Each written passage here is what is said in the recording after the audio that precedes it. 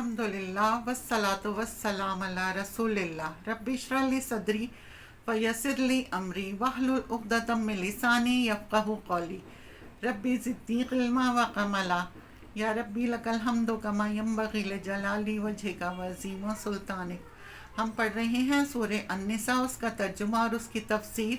आज जो आयतें पढ़ेंगे आयत नंबर 66 और 67, उसका तर्जुमा और उसकी तफसीर पढ़ेंगे। वलौ अन्ना कतबना, और अगर बेशक हम लिख देते, अलैहिम इन पर, अगर हम उन पर लाजिम कर देते, फ़र्ज कर देते, अनिक़्तुलू अनफुसकुम, अपने आप को कत्ल करो। जैसे किसको कहा गया था? बनी इसराइल को। कब कहा गया था? जब उन्होंने क्या किया था? बछड़े को माबूद बनाया था।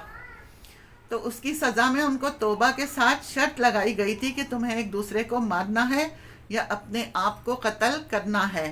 अविख्रुजू मिन दियारिकुम, अपने घरों से निकल जाओ या मुल्क छोड़ दो, हिजरत कर जाओ। तो फिर क्या होता? मा फ़अलूहु इल्ला क़लीलुम मिनहुम, ना करते इसको मगर उनमें से बहुत थोड़े।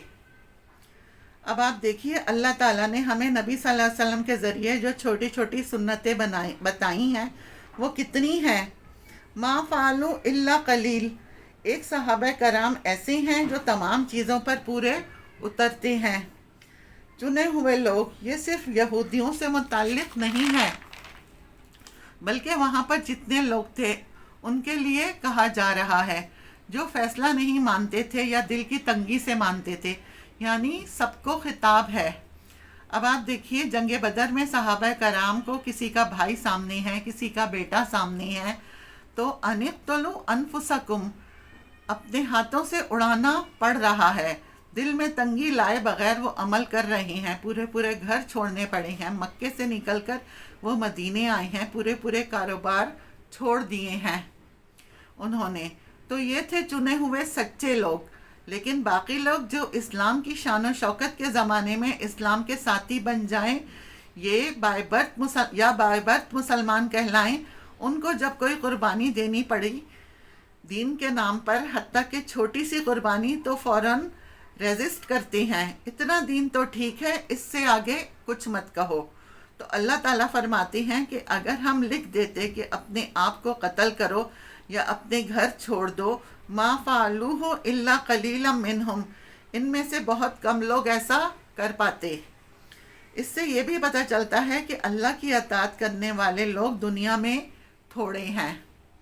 वलौ अन्नहुम फ़अलू, अगर वो ऐसा कर लेते, मा युअज़ूना बिही, जिसका उन्हें वास किया कहा जा रहा है, यानी जो उन्हें बताया जा रहा है, वकाना खैरल लहुम, तो वो उनके लिए बहुत अच्छा होता, उनके हाल के लिए भी और उनके माल के लिए भी। माल का मतलब अंजाम, उनके हक़ में अच्छा होता, यानी उनकी हालत भी दुरुस्त होती और उनका अंजाम भी अच्छा होता। इससे ये पता चलता है कि इंसान जब अल्लाह की वजह से कोई चीज़ छोड़ता है या अल्लाह के लिए कोई मुश्किल से मुश्किल काम कर जाता है, तो फिर उसका हाल भी अच्छा हो जाता है और उसका अंजाम भी अच्छा होता है। लेकिन इंसानों को अल्लाह के फ़ैसलों को कबूल करना ही सबसे मुश्किल काम लगता है। कुछ फ़ैसले हमारी ज़िंदगी में ऐसे होते हैं जो हमें पसंद होते हैं, उनको एक्सेप्ट करना बड़ा मुश्किल होता है, और इंसान बाज़ औक़ात उन पर रिग्रेस्ट करता रहता है। काश मैं ये करता, काश मैं ये ना करता, काश मेरे साथ ऐसा ना होता। लेकिन अगर इंसान उसको एक दफ़ा अल्लाह का फ़ैसला समझकर एक्सेप्ट कर ले कि मेरे रब ने मेरे लिए यही चाहा, फिर इसके बाद क्या होता है?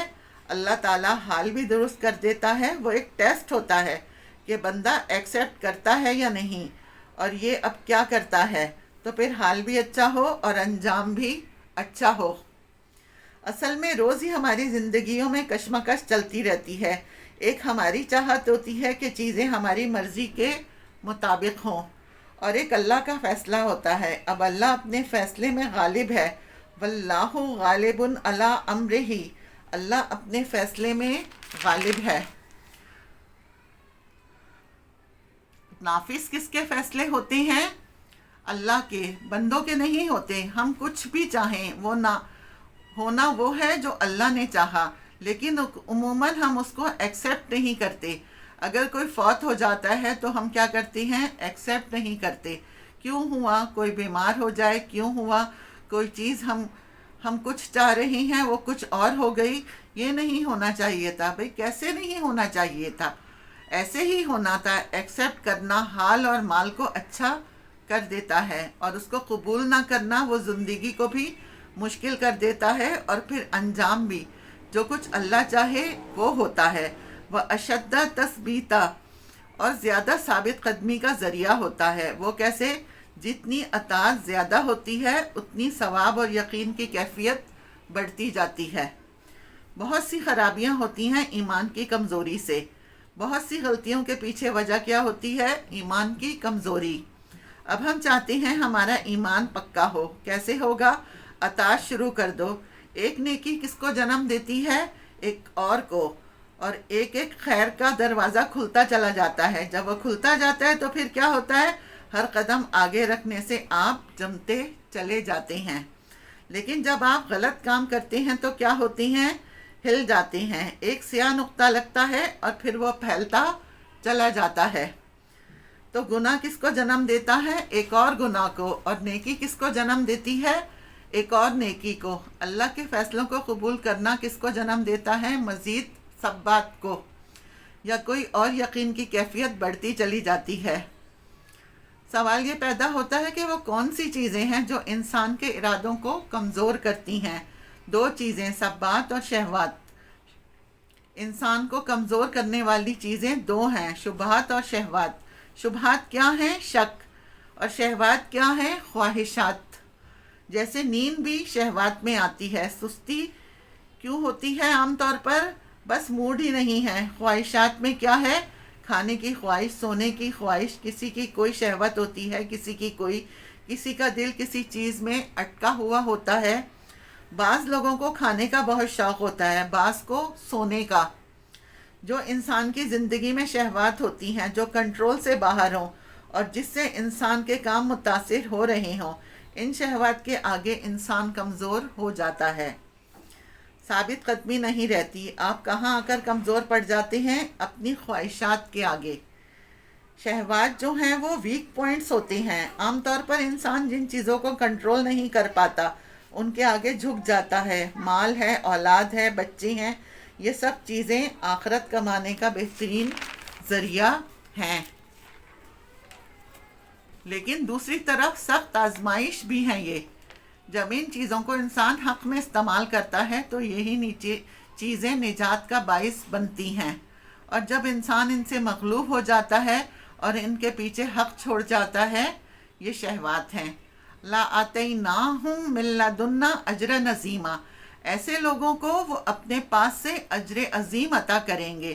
عظیم کا مطلب شدید بھی ہے.